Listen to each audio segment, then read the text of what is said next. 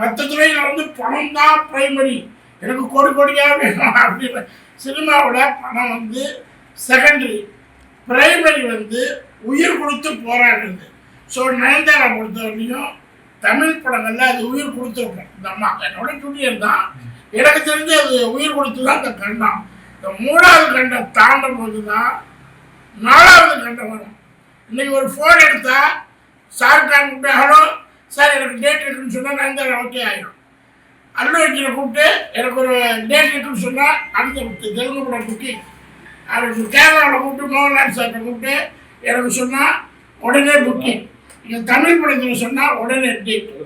So இந்த மாதிரி ஒரு லேடி இவ்வளோ பெரிய பாப்புலாரிட்டி வரும்போது அங்கங்கே சின்ன சின்ன டாக்ஸ் வரதான் செய்யும்.